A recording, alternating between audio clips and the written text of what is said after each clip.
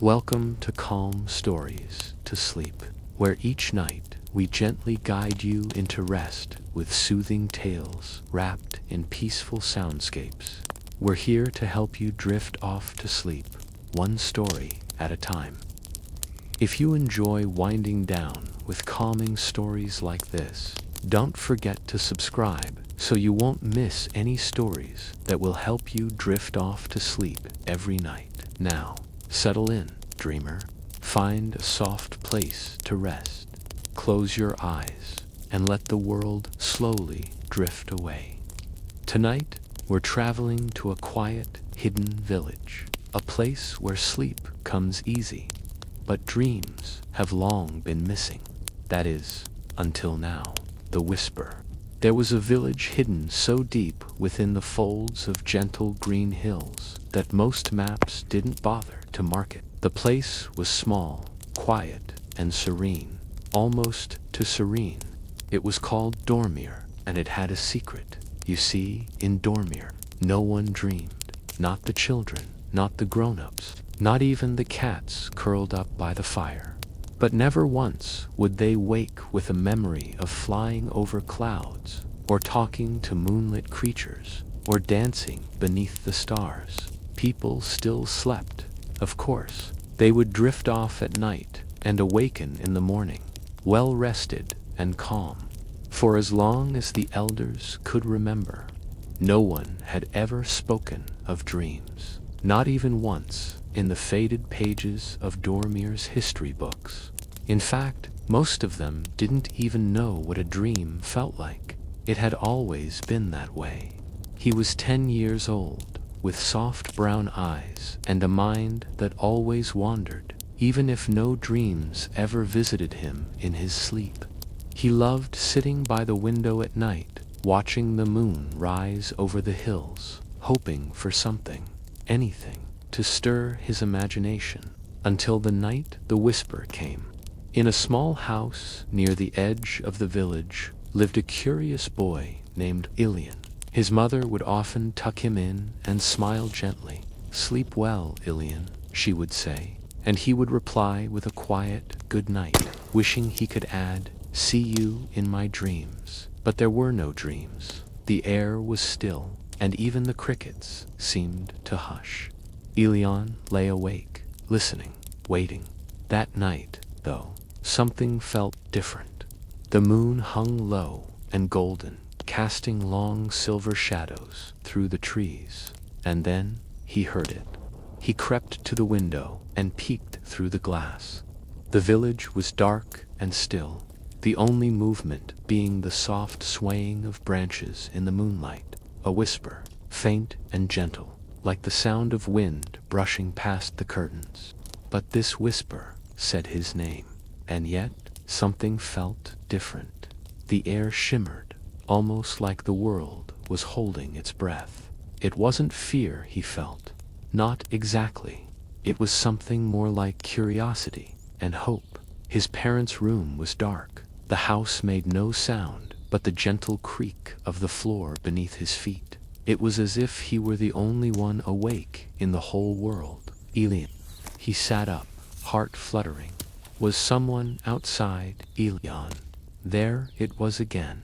But this time, it seemed to come from inside his own mind, like a thought he didn't think himself.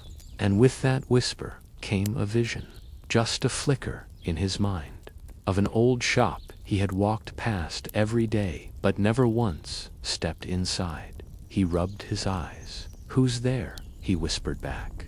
No answer. People said he was odd, always muttering about dream gears and memory hands. Most villagers simply thought he was lonely and a bit strange. But Ilian, well, he had always been curious. He looked around his room. Everything was where it should be. His books, his wooden toy owl, the blanket his grandmother had knit for him. He didn't know why, but he suddenly felt a pull, a need to go somewhere, to find something. He slipped out of bed and tiptoed down the hall. Outside, the village slept. No windows glowed with lantern light. No footsteps echoed in the cobbled streets. And then, for the third time, the whisper came. Elian, find the light that remembers. He stopped. The voice was softer now, like it was fading, or perhaps waiting. The clockmaker's shop.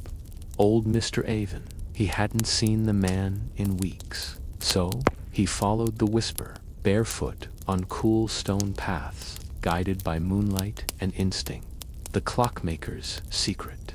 Elian stood before the old clockmaker's shop, a narrow wooden building wedged between two ivy-covered cottages. Its windows were fogged from the inside, and a dusty sign above the door read, Avon's Timepieces. We fix what time forgets. He had passed this shop hundreds of times on his way to the bakery or the fountain square, but he had never once gone inside. Few villagers had. Mr. Avon was quiet, a bit peculiar, and always smelled faintly of pine and candle wax. Some said he still wound clocks that hadn't worked in decades, just for the sound of ticking. Elian hesitated at the door, then gently knocked. Nothing. He knocked again, a little louder. Still, nothing. Just as he turned to leave, the door creaked open with a soft moan. Inside, the shop was dim and warm, filled with the gentle ticking of countless clocks. Grandfather clocks stood proudly in corners, while tiny pocket watches lay in neat rows on shelves. The air smelled of oil, brass, and something faintly sweet, like honey and old paper. Elian stepped inside, his voice barely above a whisper. Mr. Avon, from behind the counter, a rustle. You heard it, didn't you? Then out came a thin old man with silver hair that curled behind his ears, thick glasses, and suspenders holding up woolen trousers. Elian, the man said, not surprised at all. There were strange tools, coils of copper wire, and gears the size of dinner plates. But what drew Elian's eyes was a small wooden box sitting on a velvet cloth in the center of the workbench. Elian blinked. The whisper. Mr. Avon nodded slowly, his eyes twinkling like clock hands catching moonlight. It's been quiet for so long, he said, more to himself than to Elian. But now, the dreamlight is stirring. The what? Around its edges were tiny stars, made of silver. The whole thing glowed faintly, as though it remembered being held by dreamers long ago. They would visit us each night, like stories from the stars. But then, the nightmares came. Avon motioned for him to follow, and together they walked into the back of the shop, a room even more filled with ticking than the front. It was beautifully carved, a music box, shaped like a sleeping crescent moon. The village elders decided to stop the dreams altogether. They gathered every dreamkeeper, every talisman, every symbol of imagination. The vault was lost. The dreamkeepers faded. Only I remained to remember. And they locked them away in a vault beneath the hill. This, said Avon, is a dreamkeeper. Elian leaned closer. What does it do? On it was a map, drawn in deep blue ink, showing the hills around Dormir. At the base of one hill, a tiny symbol had been circled in gold. It holds dreams, Avon said softly, and keeps them safe. The boy furrowed his brow. But no one dreams in Dormir. Everyone just sleeps. Exactly, Avon whispered. Because the dreamkeepers were sealed away, hidden, forgotten. Elian sat on a stool, listening. Long ago, the clockmaker said, our village was full of dreams, beautiful ones, wild, strange, glorious dreams, nightmares. Avon nodded. Not just bad dreams. These were stronger, darker. They crept in and made people afraid to sleep. Elian's eyes widened. They sealed away the dreams. The ticking of clocks still echoed in his ears as he drifted to sleep. To protect us, Avon said. But in doing so, they silenced our stories, our wonder, and over time, we forgot. He looked at Ilian with quiet intensity. But now you've heard the whisper. That means the vault is calling. It wants to be found. Ilian looked at the glowing music box. Where is it? The vault. Avon opened a drawer and pulled out a scroll, old and cracked with age. That, Avon said, pointing, is where you'll find the door. Ilian swallowed. What do I do when I find it? You take the Dreamkeeper with you, and you listen. The vault will only open for someone who believes. Ilian looked at the moon-shaped box. Its glow pulsed gently, like a heartbeat. He reached out and held it in his hands. It felt warm, almost alive. Will it be dangerous? He asked. Avon smiled faintly. Dreams always are, but they're worth it. That night, Ilian returned home quietly, slipping the Dreamkeeper under his pillow, and for the first time in his life, he dreamed, not of flying or castles or magic just yet, but of a glowing door beneath a hill, and the whisper calling him onward. Beneath the hill, the sun was still tucked behind the hills when Ilian woke the next morning. A soft mist clung to the rooftops, and the air held the cool hush of early dawn. But something felt different, not in the village, which was as silent and sleepy as ever, but in Ilian, a hill covered in mist, a door glowing faintly like moonlight on water, and the whisper, always the whisper, calling him not in fear, but in gentle urging, like a hand held out in invitation. He didn't wake his parents. He simply slipped outside into the hushed morning, following the map Avon had traced with care. He had dreamed. The Dreamkeeper was still there, warm and pulsing softly, like a sleeping firefly. He didn't remember much, just flashes, round, silent, and watching him like something alive.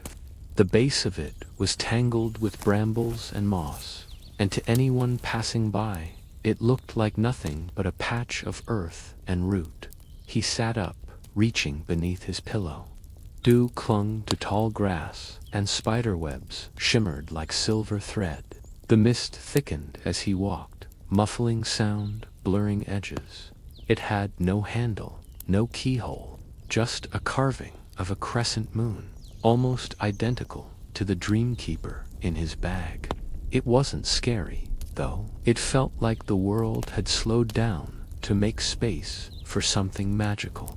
Ilian dressed quietly, pulling on his softest wool sweater and tucking the Dreamkeeper into the satchel he usually used for berries and sketchbooks.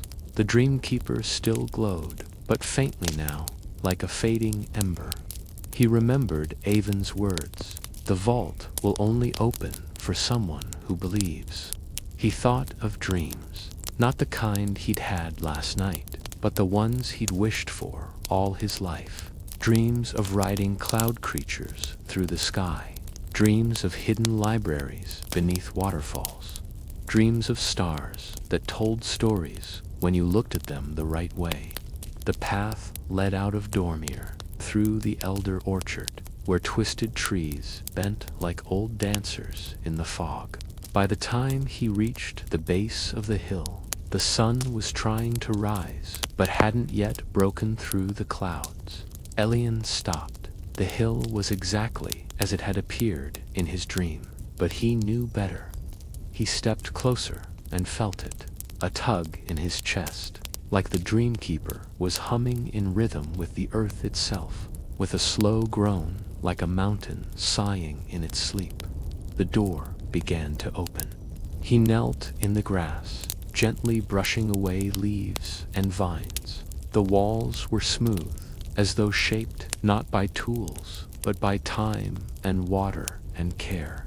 Strange symbols lined the stone, stars, eyes, feathers, keys, and more crescent moons. The ceiling arched high above, filled with more glowing crystals and what looked like stars, slowly moving in patterns that made Elion feel small and filled with wonder. Inside the orbs, Elion could see flickers of dreams. A child riding a whale through a sky ocean, a fox reading by candlelight, a door in the middle of a desert that led to a garden of clouds. The Dreamkeeper pulsed again, and the orbs began to stir, floating toward him like gentle fireflies drawn to warmth. The air smelled faintly of lavender and wood smoke. It was quiet, but not the kind of quiet that felt empty. This quiet buzzed with hidden energy, and there it was. A stone door, half covered in soil and ivy, built right into the side of the hill. Elion took out the wooden box, holding it up toward the carving. A feather that sparkled like the Milky Way, a teacup with swirling galaxies inside. Around him, a sky of watercolor clouds drifted lazily, while stars painted themselves into constellations. This world felt right, like something he'd always carried inside and had finally unwrapped. The owl from his toy shelf sat on his shoulder, humming softly. His breath fogged in the cool air, and his footsteps echoed softly behind him, like they were following someone else's path. Dream remnants, he realized, left behind, sealed, forgotten. It was a library of imagination, a living echo of everything the village had lost, everything they could still reclaim. Nothing happened. He frowned, glancing down at it.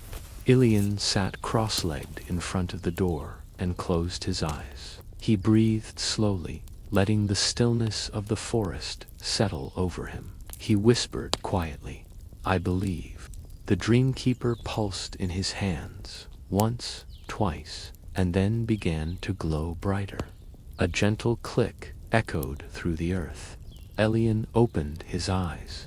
The moon symbol on the door was glowing now, not carved stone, but soft white light, as if lit from within. And then, beyond it, lay a stone tunnel, lined with ancient moss and small glowing crystals. Elion stepped inside.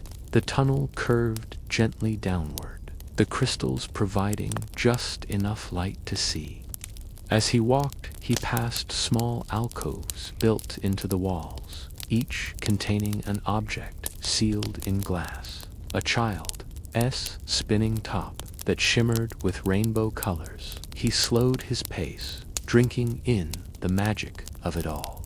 After what felt like both minutes and hours, the tunnel opened into a vast underground chamber. It was breathtaking.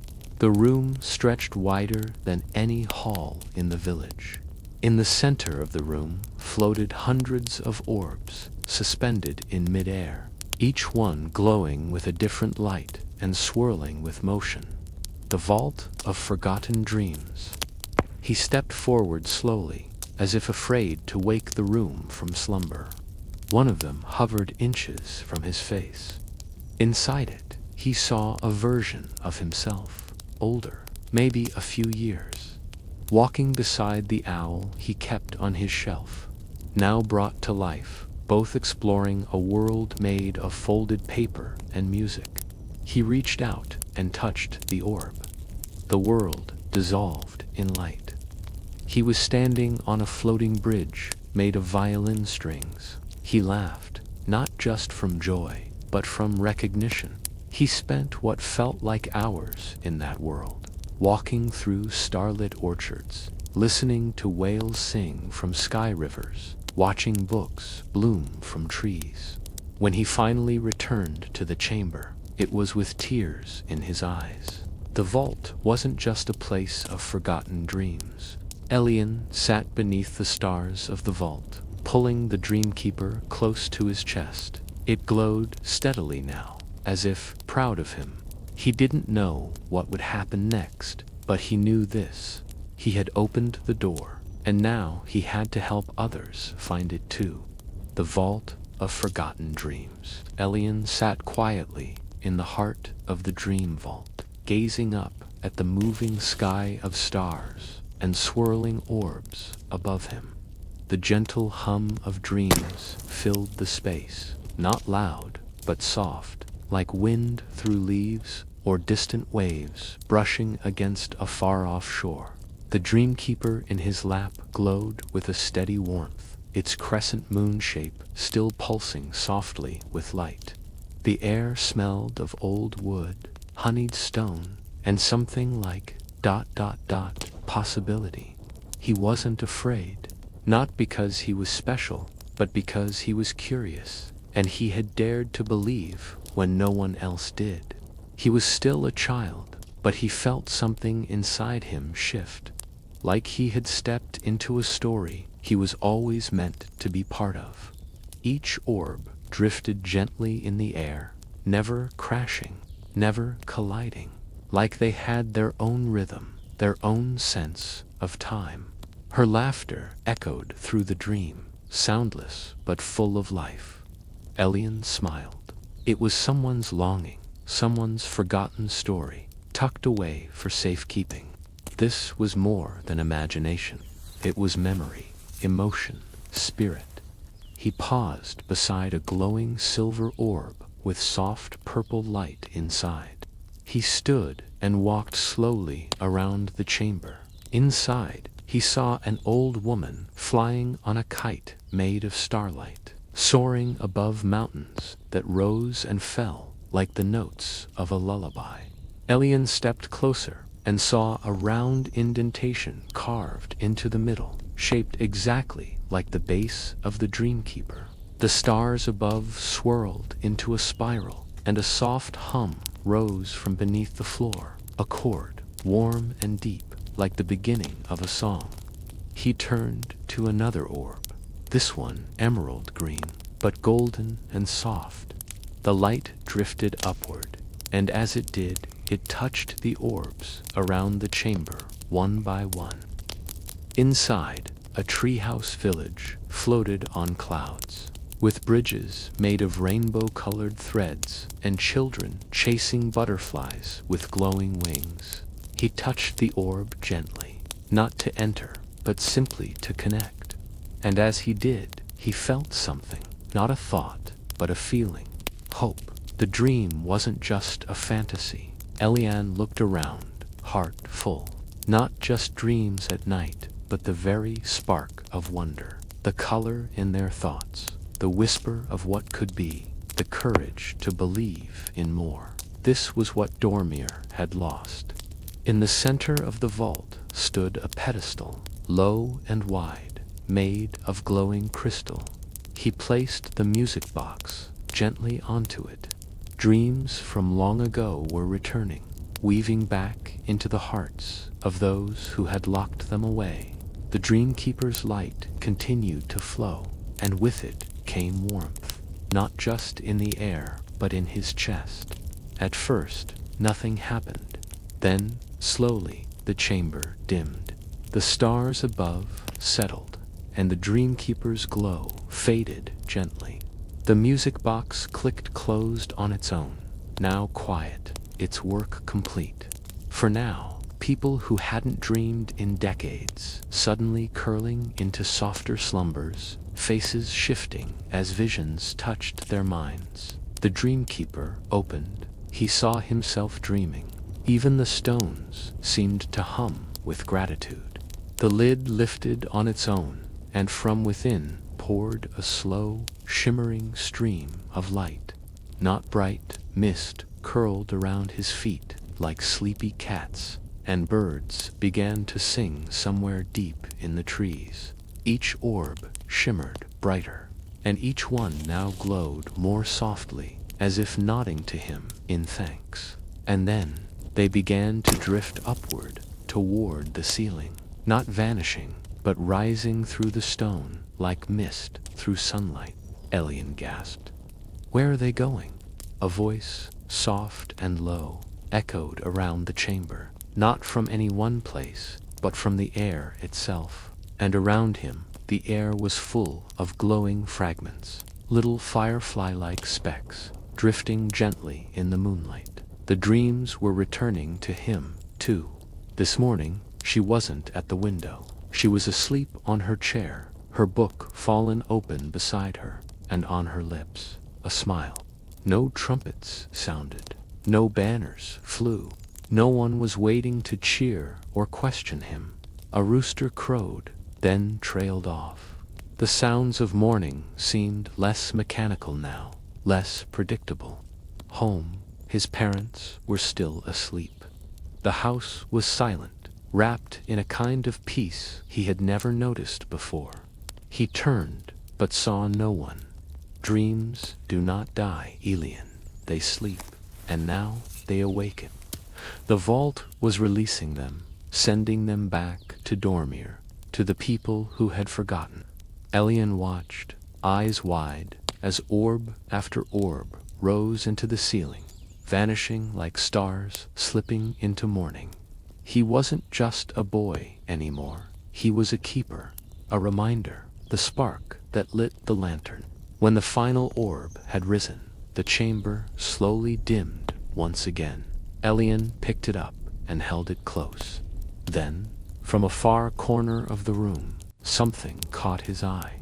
A small alcove he hadn't noticed before. Inside, it was a mirror. But not just any mirror. This one shimmered softly, and when he looked into it, he didn't just see his reflection. He saw himself asleep in his bed, smiling faintly, and he saw more glimpses of other people in the village, just beginning to stir in their sleep. The mirror shimmered again, and Elian saw one final image, the village of Dormir, covered in mist, but now pulsing faintly with light beneath each rooftop. The vault had done its work. As Elian left the chamber, walking slowly back through the tunnel, the walls seemed brighter now, not glowing, but remembering. He passed the sealed alcoves once more, the spinning top, the galaxy teacup, the Milky Way feather. By the time he reached the stone door and stepped back into the forest, the sky had begun to shift from the dark blue of night to the soft lilac of dawn. The door behind him slowly closed with a whisper, and the carving of the crescent moon faded back into stone.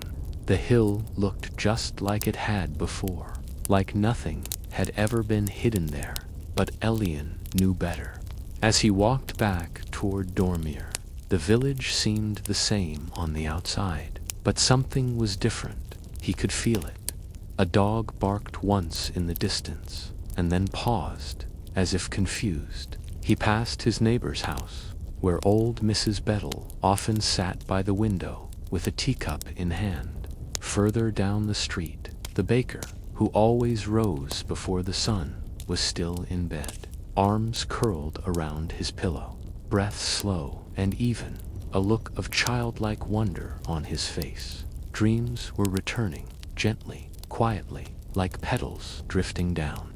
Elian returned home and climbed into bed just as the sun peeked over the hills. He placed the Dreamkeeper on his shelf and lay back, pulling the blanket over his chest. He smiled. He had opened the door, and the dreams were only just beginning. The return of dreams. The morning after Elian returned from the dream vault, the village of Dormir was slow to wake, slower than usual. At first glance, everything seemed the same. The hills still wore their blankets of mist. The cobbled streets glistened with dew. Windows remained shuttered a little longer than usual, and the smoke from chimneys curled upward just as lazily as it had every morning before. But something had changed, not loudly, not all at once.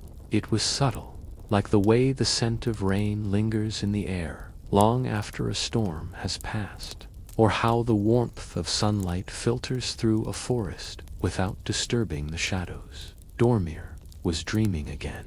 Elian sat at the breakfast table, rubbing his sleepy eyes as his mother placed a plate of warm bread and honey before him. "We didn't want to wake you." His father sipped tea, humming softly, something he hadn't done in years. "You were sleeping so deeply," his mother said with a chuckle. Elian blinked. "You let me sleep in." His parents looked at each other, smiling. "Strangest thing, I had the most vivid, wonderful." "Well, we overslept too," his father admitted. Elian's heart skipped. "You remember it?" His father nodded, surprised. "Clear as anything. Haven't dreamed in goodness. I don't know when, you too." Elian just smiled and took a bite of bread. "I saw my brother last night. He was dancing on the moon. I didn't want to wake up." "Yes, him too." Outside, the village stirred in curious waves. He'd burned the first tray of morning rolls, something that never happened. When asked why, he smiled and said, "I was just thinking about a forest made entirely of cinnamon trees. I swear I smelled them while I slept." At the bakery, the baker, Mr. Fino, stood with flour on his nose, staring dreamily out the window. Something's changed. At the schoolhouse, the chalkboard remained blank that morning as Miss Thistle blinked at her notes. She dreamed of reading underwater, surrounded by glowing fish that whispered poetry.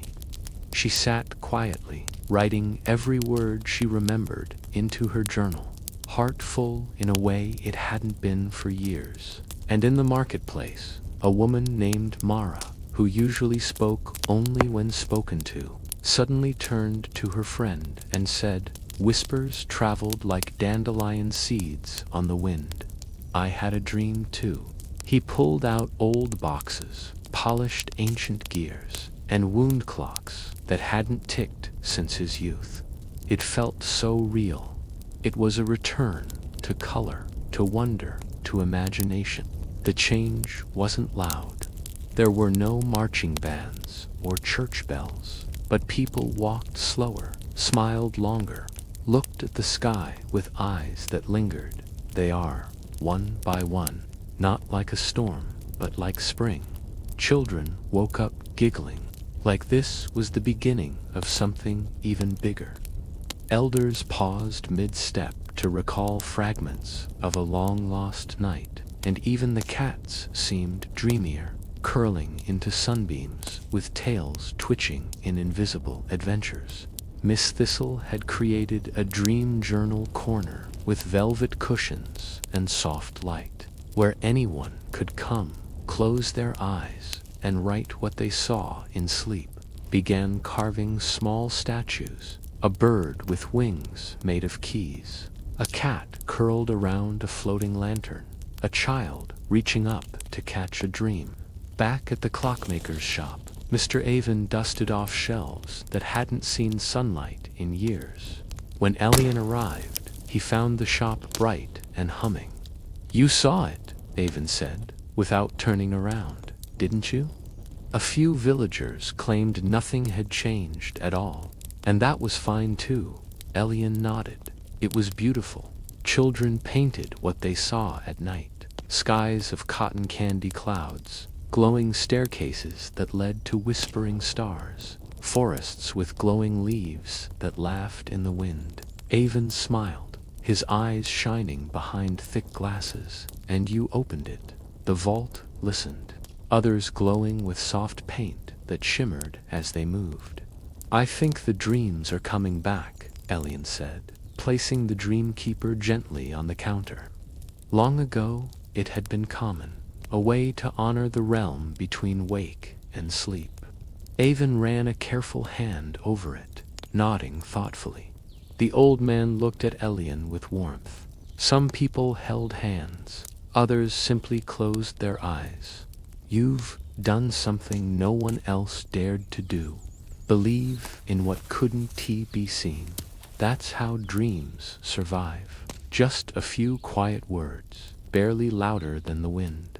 Elian felt a strange mix of pride and quiet peace settle in his chest. He didn't feel like a hero, he just felt ready. It started with one villager, then two, then more. It was the melody of the Dreamkeeper, a lullaby once forgotten. A small dream library began to form in the schoolhouse. Drawings, poems, little notebooks filled with the newly remembered dreams of the villagers began to hum softly as they worked. Even they found themselves pausing to watch the way light flickered through trees. The spark had been lit. One night, a week after Ilian had entered the vault, each holding a small charm or token representing a dream or hope. Now, under a sky filled with stars, the tradition returned. Lanterns of every size and color floated gently through the winding lanes, some shaped like animals. Ilian walked beside his parents, Dreamkeeper in hand. His lantern was shaped like a crescent moon, carved carefully by Evan himself and painted with silver stars. All around, laughter rose like music. No one shouted, no one rushed. It was the kind of celebration that whispered instead of sang. At the highest hill overlooking the village, the people gathered and sat in the grass, watching the lanterns float skyward. And when the moon rose fully, a hush fell, not from command, but from awe. The moment felt sacred. Ilian stood and turned to face the village. He didn't say much. I think dreams were never really gone. They were just waiting for someone to remember them. I think they missed us too. No one applauded. No one needed to. Instead, lanterns continued to rise, not just through the air, but through the space between hearts. In the silence that followed, a gentle sound began, soft humming, familiar yet new, now remembered. That night, Ilian lay in bed, the Dreamkeeper glowing softly on his shelf. He didn't try to force sleep. He just let it come, like the mist, like the stars, like everything else that mattered. And as his eyes closed, he whispered to the night, "Thank you for waiting." And somewhere deep beneath the hills, in a chamber of still stars and quiet wonder, the vault pulsed softly, not with urgency, but with peace. It would always be there, waiting. A new dream begins. Days passed gently in Dormir, like the early days of spring, when the frost melts and the earth exhales. Dreams continued to stir among the villagers, not in a rush, not all at once, but in quiet, steady waves. Ilian walked through the cobbled streets, watching with quiet joy as little signs of dreaming returned to everyday life. Ribbons fluttered in places they never had before. Chalk drawings began appearing on stone walls, each more curious than the last. A fish with wings, a cloud with a door, a staircase leading into the stars. He passed by the bookshop and noticed a new section near the window. A hand-painted sign read, "Found in sleep dreams worth writing down." Underneath sat a growing stack of notebooks left by villagers, each filled with the strange beauty of remembered dreams. Ilian smiled as he flipped through a few. I danced with a bear made of breadcrumbs. There was a piano in the ocean, and every note grew a flower. I became a lantern, and someone carried me through the dark. He closed the book gently, heart warmed. Dreams weren't just returning, they were evolving. But with change came new questions. One morning, as Ilian sat in the meadow near the orchard, sketching a tree he'd seen in a dream with roots made of whispers, he felt something shift. A breeze passed through the grass, carrying with it a whisper that wasn't from the vault. Not a warning, not a fear, but a call, new. A soft hum filled the air, barely more than the sound of a breath held for too long. The Dreamkeeper, resting beside him in the grass, pulsed once. Ilian tilted his head. Somewhere, far off down the hill, he saw a flicker, a person moving along the village's edge, someone unfamiliar. He stood slowly, slid the Dreamkeeper into his satchel, and followed. Near the boundary of Dormir, where the road from the outer forest met the stone path, stood a figure wrapped in a long, ash-gray coat. Their face was partly hidden beneath a wide-brimmed hat, their shoulders stooped as if tired from a long journey. They turned as Elian approached. It was a young woman, maybe not much older than his parents, with eyes the color of storm clouds and a voice that sounded like parchment turning softly in the wind. "But I haven't dreamed since I was a child." "You're from the dreaming village," she said, not as a question, but as a statement. Elian hesitated. "I guess we are now." It pulsed gently, as if recognizing her longing. She gave a tired smile. "Then I was right to come." She introduced herself as Leora, and as they sat beneath a willow tree, she told him her story. He explained how the Dreamkeeper had guided him, and how dreams had begun to bloom like wildflowers across Dormir. "I've traveled many places," she said. "Mountains, coasts, even the painted forest where trees sing in rain." Elian tilted his head. "Not even a little. Not even in sleep," she said. "Only silence. Like someone closed a door in my mind long ago and forgot to open it again." He pulled the Dreamkeeper from his satchel and placed it between them. Leora leaned closer, eyebrows raised. "Sometimes they hide." "What is that?" Elian told her everything. The vault, the orbs, the awakening of the village. He walked to a shelf and removed a small crystal sphere, handing it to her. "Hold this while you sleep. If even a flicker of dream remains, this will catch it." When he finished, she was quiet for a long moment, and then, her voice barely a whisper, "Do you think it would work for me? Sometimes they begin with feelings, old ones that remember where they came from." That night, Elian brought Leora to the clockmaker's shop. Avin studied her carefully, his fingers steepled beneath his chin. "Dreams don't just sleep," he said, after a long pause. "From what?" Leora asked. "From pain, from memory, from forgetting how to imagine." Elian offered her the guest room in their home, and with his parents' blessing, she curled up beneath a quilt stitched with stars. The Dreamkeeper rested beside her, and as moonlight drifted across the floorboards, something gentle stirred. The next morning, she sat by the fire, cradling the crystal sphere in her hands, now glowing faintly blue. "I didn't see anything," she said. "Not exactly, but I felt warmth, like being held." "That's how it starts," Avin said, smiling. "Dreams don't always speak with pictures." Leora returned the crystal to Elian. "Thank you," she said softly, "for giving me that." But Elian shook his head. "My own, you came here for a reason.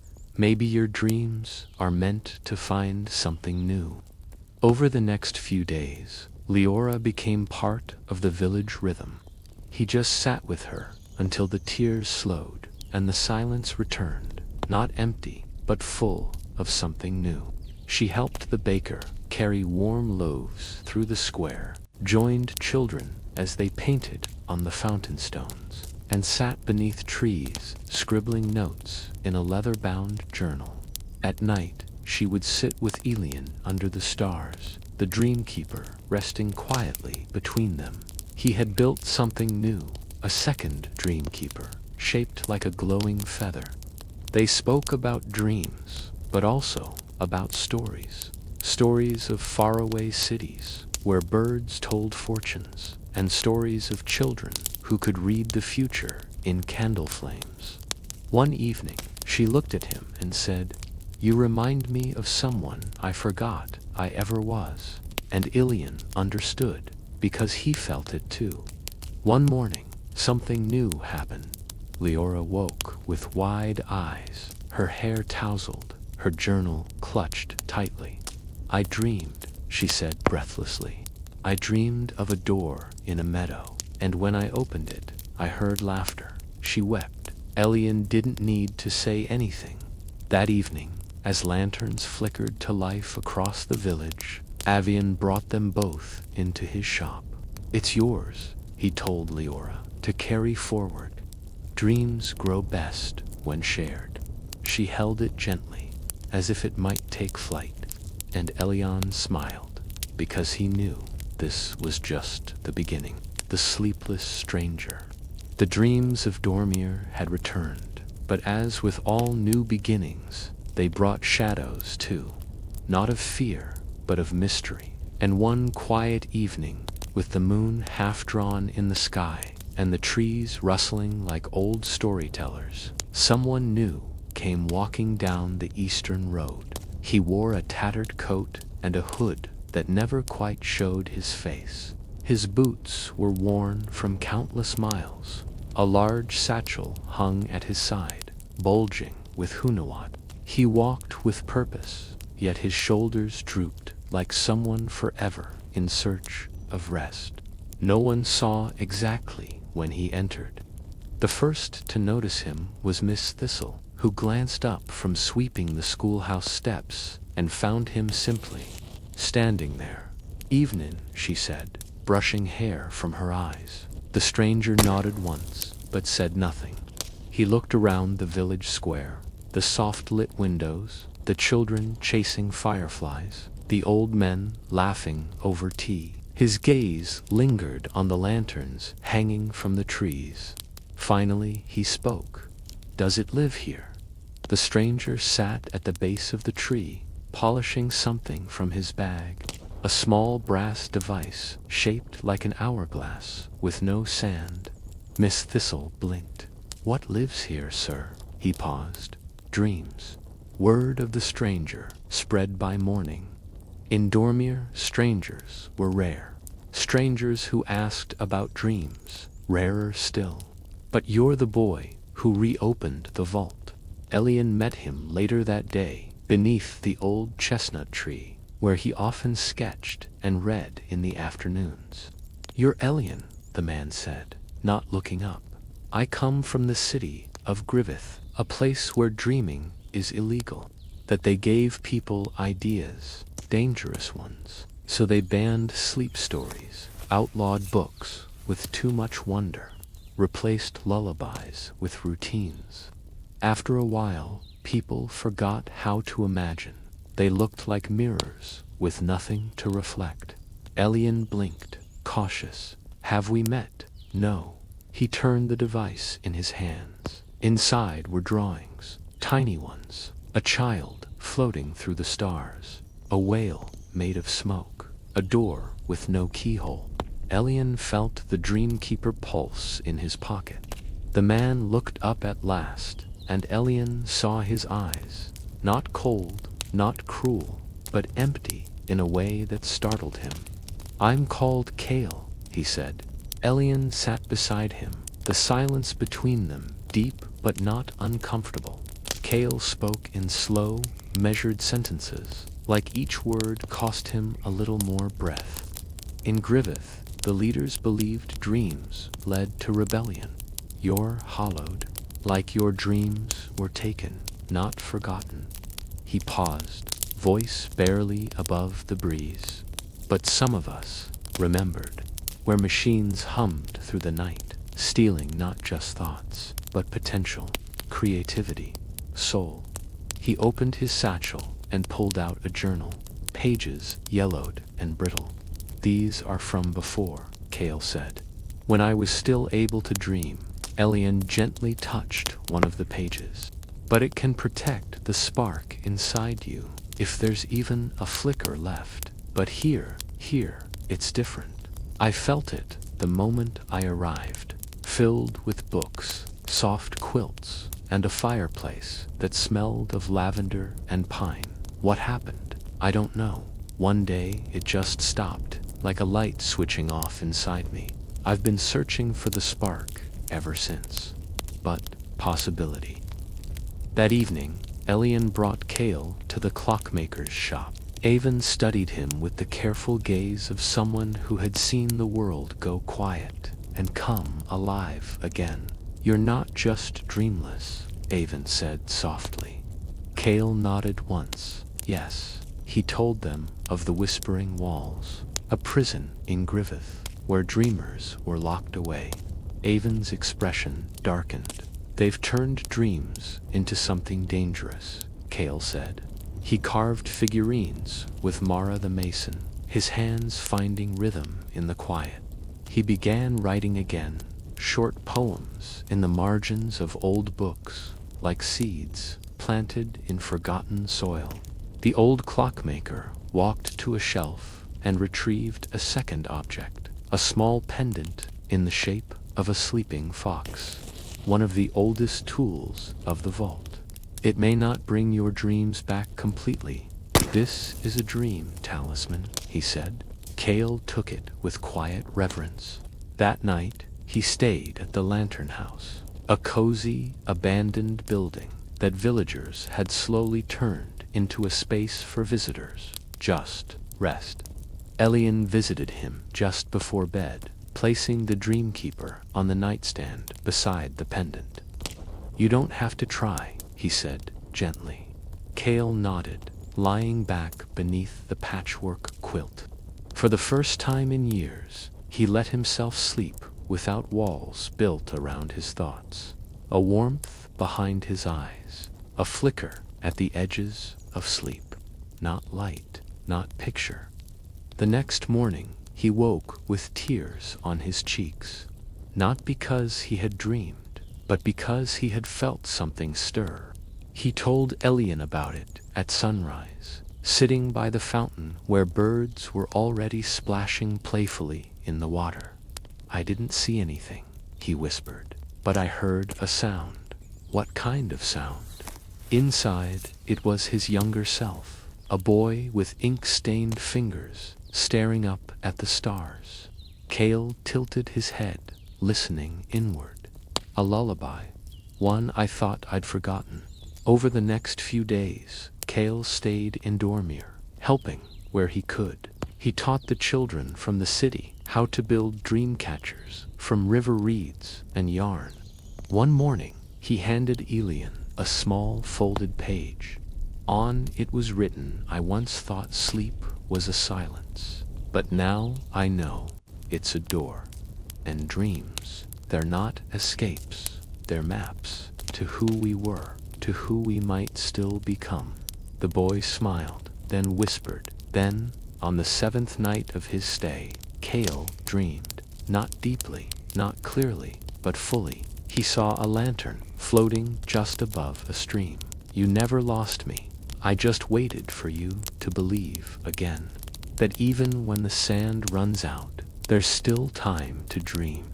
Cale woke with the dream still echoing through his chest, and when he stepped outside, he found Elian waiting beneath the old tree, just with stories, quiet ones, like yours. "I dreamed," Cale said simply. Elian grinned. "I know." The Dreamkeeper pulsed once, then settled into a soft glow. That morning, Cale placed his brass hourglass on the fountain ledge. The children asked what it was for.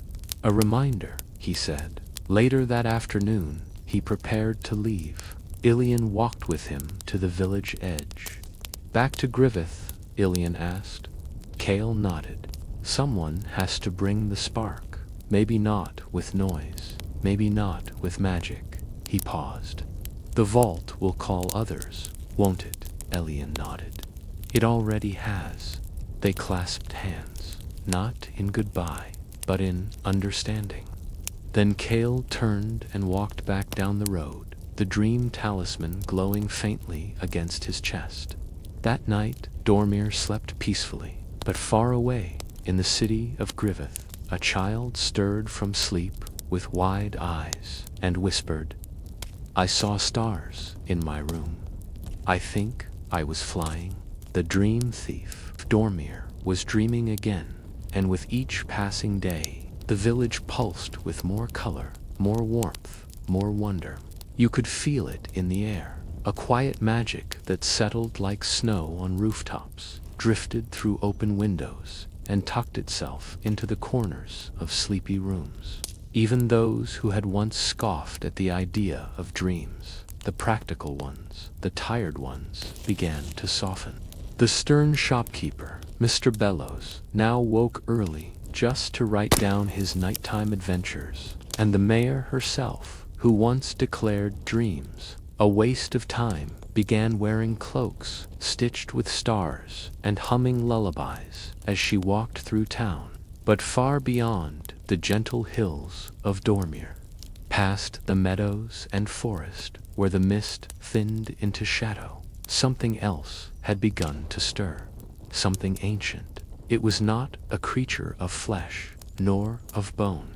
It had no name anymore, not one that could be spoken. Something hungry, deep within the hollow pines, where no bird dared nest, and no wind ever sang. A presence drifted between the trees, not with steps, but like smoke. But once, long ago, it had been known as the Nullith, the shadow born from abandoned dreams, forgotten wishes, and the aching silence left behind when imagination withered. It had slumbered for decades. It had fed quietly, without fuss, from the dreams left behind in old towns, in tired hearts, in minds too weary to wander. Dormir had once been one of its quietest feasts, but now the shift trembled through the land like a wind chime catching breath again. Now it felt hunger, not from absence, but from awakening. Dreams were returning. Light was blooming in places it had once darkened. A tall, thin figure standing at the edge of a mirror lake, staring back at him with hollow eyes. The Dreamkeeper, resting on his bedside shelf, pulsed softly, not in alarm, but in recognition. Not angry, not loud, just there. A cold wind through the vault's memory, the kind that carries silence too heavy for words. The Nullith stirred. It would not allow the world to dream so freely. Not again. Inside were poems, riddles, and records of ancient dreamers. It arrived first as a shadow behind the stars. Elian saw it in a dream, just a flicker. It doesn't attack, it unravels. He woke with the image still lingering, heart beating a little faster than usual. Something's coming, he whispered to the early morning light. At the clockmaker's shop, Avon confirmed it. I felt it last night, he said, polishing an old compass that no longer pointed north. Elian frowned. What is it? Avon looked up slowly. Something we thought time had buried. He retrieved a dusty book from the top shelf, the Tome of Slumber, its cover wrapped in faded velvet and sealed with a silver clasp. The Nullith doesn't fear swords or fire.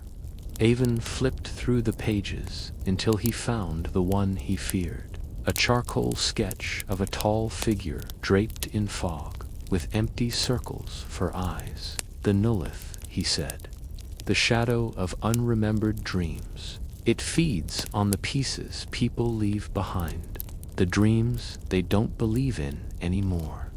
Elian leaned closer, reading aloud from the brittle page. It does not knock. It does not roar. It finds the latch, left slightly open, and slips inside the door. That evening, Leora stood at the edge of Dormir, facing the horizon as the last light drained from the sky. The soft music from the lantern chimes was a little out of tune. I've felt it too, she said quietly, like something watching from behind the trees. It's testing us, seeing where the cracks are. They stood together in silence, their dreamkeepers pulsing softly at their sides. But this time, many were dimming. A low hum filled the space, steady and slow, like breath being drawn in and never let out.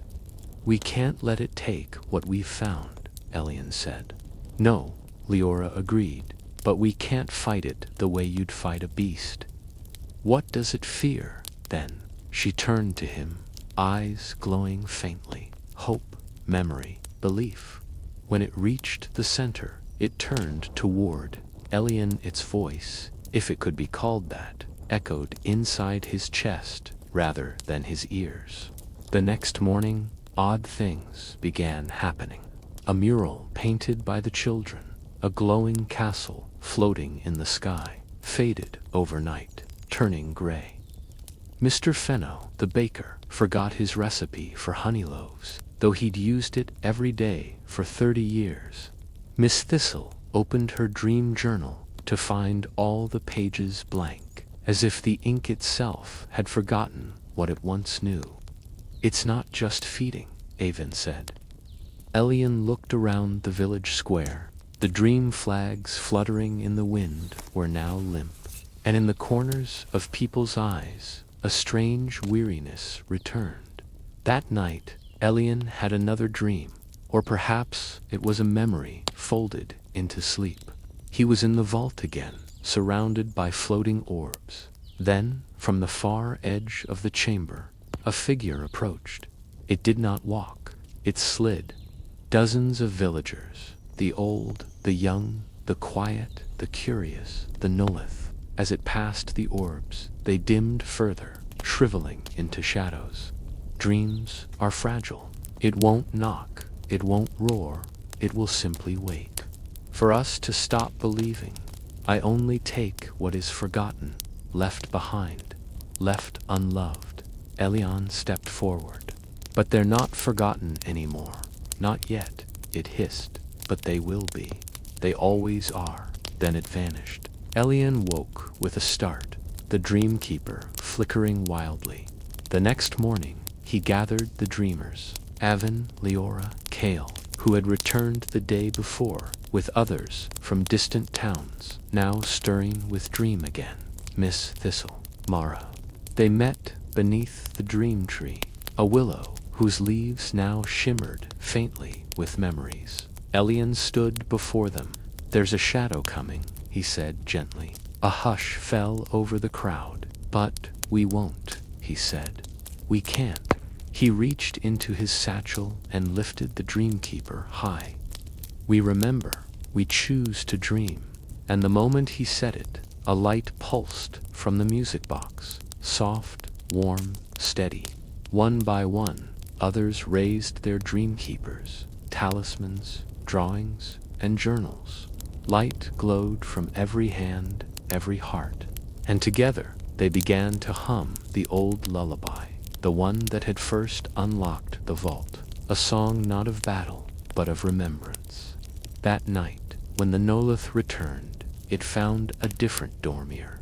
The dreams were not scattered and isolated. They were linked, painted on doors, sung through windows, written into quilts, woven into the lanterns that floated above the rooftops. And in every corner, a heartbeat pulsed, not of fear, but of gentle defiance. The Nullith slipped through the village, trying to feed, but each dream it touched shimmered with memory, with love, with story. It recoiled, and then, at the village square, it came face to face with Elian. He didn't speak.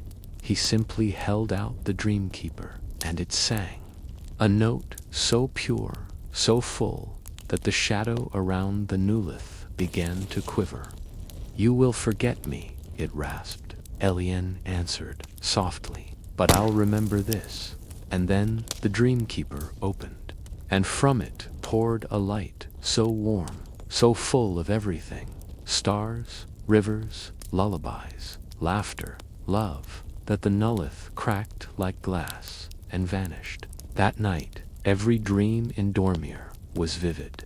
Elian dreamed of the dream vault, brighter than ever. Leora dreamed of flying lanterns, lighting paths for other wanderers. Kale dreamed of children in Griveth, painting clouds with wild colors. And far away, even in places where dreams had long been banned, people stirred with stories in their sleep and smiled. Because something had changed. A shadow had passed, but the light remained, and dreams, once again, had chosen to stay. The night of falling stars. Dormir had survived the shadow. The Nullith was gone, dissolved, not by force, but by belief, by story, by the quiet, steadfast light of dreams, remembered and reawakened. Lanterns no longer flickered nervously, but glowed with steady warmth. And the dream tree in the heart of the village bloomed with shimmering leaves, each one inscribed with symbols that only appeared when moonlight touched them. Since that night, the village had changed in ways both subtle and radiant. The air felt sweeter somehow, like it carried old lullabies on its breeze. But it was the people who had changed most. They walked with wonder again. One evening, as he wound an ancient timepiece beneath the dream tree, the pendulum froze mid-swing, then ticked backward. Once, children spoke of castles in clouds, as if they were re-land, maybe. In dreams, they were. Each star carried a name, a feeling, a story. They drifted not with fire, but with peace. Elders remembered songs they hadn't sung in decades. Even the animals seemed affected. Cats curled into crescent shapes, chasing stars in their sleep. Birds chirped melodies no one had taught them. And in the sky above Dormir, something unusual was beginning. It started with a whisper on the wind. Avon, the clockmaker, was the first to feel it. He frowned, looked up at the sky, and narrowed his eyes. That same night, Elian dreamed of stars falling like golden snowflakes, slow and glowing with memories. The next morning, Leora woke with her hair glowing faintly at the ends, like it had been kissed by stardust. Kale, who had since returned to Dormir, opened a journal and found a new entry in handwriting that wasn't his. When stars fall, we rise. When they whisper, we listen. And when they dream, we dream together. By midday, the signs were clear. Birds flew in wide circles above the fields. The dream tree's branches swayed even without wind. Some wept, others laughed quietly. Children held hands, elders held their breath. All across Dormir, people felt the same gentle pull, like the entire village was being wrapped in soft light and lulled into something ancient, something sacred. Then, just before twilight, it happened. The sky turned violet, then deep blue, then a color that had no name, something between memory and music. And the first star fell, awake and aware. They stepped into something shared, something beautiful. It didn't fall with noise or flame. The grass glowed faintly. The cobblestones turned to soft glass. The dream tree stretched higher, its leaves unfolding into spirals of light. It drifted like a leaf in autumn, glowing with a pale golden hue. It passed slowly over Dormir, casting a soft light over every rooftop, every lantern, every heart. Petals drifted like snow. Rivers ran upward. The moon had bloomed into a flower with 1,000 silver petals, and each villager stood beneath it, their dreamkeepers glowing like stars in their hands. And something else took its place. Then another followed, and another. Soon the sky was full of them, thousands, maybe more each star, a gentle echo of dreams long carried and newly born. Kale floated nearby, sketching glowing constellations with his fingertip. Avon sat on a floating bench, sipping tea that poured itself from the stars. People poured from their homes, standing barefoot in the grass, eyes wide. Children ran across its limbs, finding storybook lands and secret hideaways.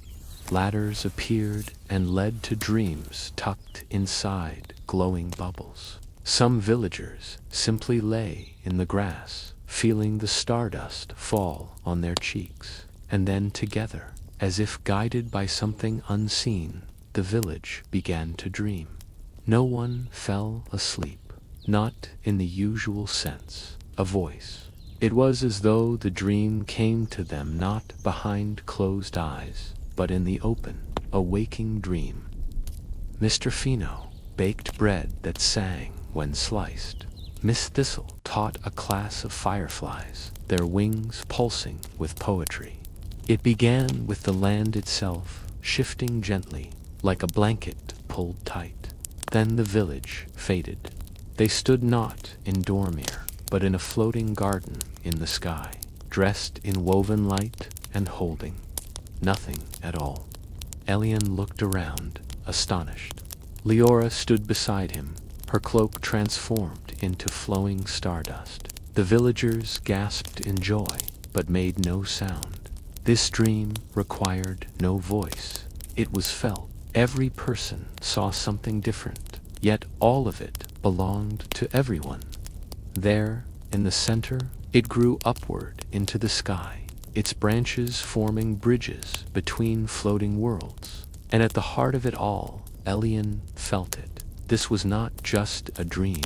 It was everyone's dream. As he floated gently toward the center of the dreamscape, Elian felt the Dreamkeeper pulse warmly in his palm. And then, not loud, not startling, just steady. Thank you. Travelers arriving with dreams, tucked in their satchels. Children learning to dream with their eyes wide open. He turned. Of the floating garden stood a child, no more than 7 or 8, hair like silver grass, eyes like the deepest well. Elian tilted his head. The dreamscape melted into dawn light. The air smelled of honey and rain. No one spoke right away. They didn't need to. Who are you? The child smiled gently. I'm what remains, they said, of the first dream. Elian's breath caught. You're the beginning. Leora found him and sat quietly beside him. Kale joined them soon after. The child nodded. I am the echo of when the world first closed its eyes and saw. They reached out a hand, and when Elian took it, the entire dream shifted. Suddenly, he saw Dormir, not as it was, but as it had been in, could be again. He saw generations of dreamers. He saw the vault being built, stone by stone, by those who believed dreams needed safekeeping. He saw the Nullith born from fear, not evil, but sorrow, abandoned dreams turning to dust. He saw Kale as a boy, holding a paper star. He saw Leora as a child, closing her eyes and whispering stories to the wind. He saw himself, small, curious, reaching for the sky even when others said it was just sky. And then he saw the future. Dormir, glowing not just with lanterns, but with light shared from village to village. He saw himself older, still a dreamkeeper, still walking beneath the stars. And then he let go. The child nodded. This is the dream of unity, they said. You have earned it. And in that moment, all of Dormir felt it too. The stars above stopped falling and began to rise. One by one, the villagers found themselves gently lowering back into their own streets, their own homes. They had shared something, something too big for words, something too soft for memory to carry fully, but just enough to remain. Elian stood beneath the dream tree as the sun rose. No one said, "Did you see?" They just smiled, because, yes, they had. That day, Dormir was quiet, but not sleepy, peaceful, the kind of quiet that follows a symphony. That sacred silence after a story ends, but before the world begins again. And high above, the last star drifted across the morning sky, not falling, just flying. The keeper of light. Dawn had come quietly after the night of falling stars. Dormir glowed not with lanterns, nor with the firelight of hearthspud from within. Every window shimmered with the warmth of shared dreams. Every face wore the calm expression of someone who had just returned from a journey only their heart could understand. For many, life began to flow again. Not back to how it was before, but toward something gentler, something more awake. Elian sat by the fountain that morning, the Dreamkeeper resting in his lap. It pulsed slowly, still and steady, like the heartbeat of a resting world. Evian joined him with 2 mugs of tea. "The last chapter," the old clockmaker said, sipping. "It always comes, doesn't it?" Elian gave a quiet smile. "And sometimes it's the beginning of the next book." The days that followed were full of soft changes. People visited the vault more often, not with fear or reverence, but with comfort, like returning to an old library or walking through a forest they knew by scent alone. Some came to dream.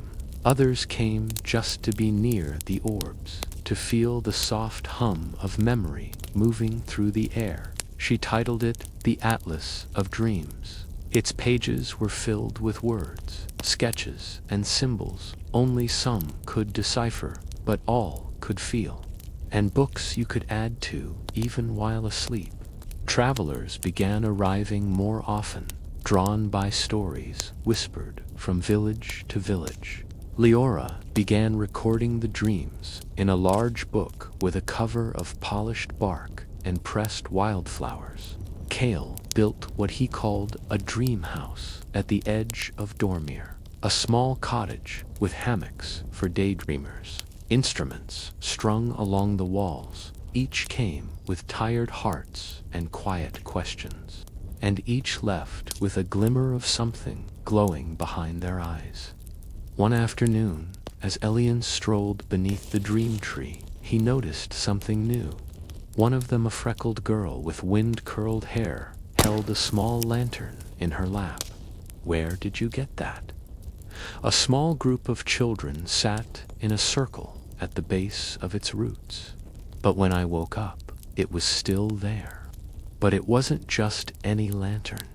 Some began pulling out drawings from their pockets, feathers made of moonlight, keys that opened invisible doors, flowers that whispered when held close. It glowed softly. Elian stepped closer. The girl smiled, not startled. "I made it in my dream," she said. The other children gasped and gathered around her. They weren't just dreaming anymore. They were creating. That evening, Elian met with Avon and Leora beneath the stars. "The dreams are changing," he said quietly. "I haven't dreamed since I was a child. I don't want to forget again."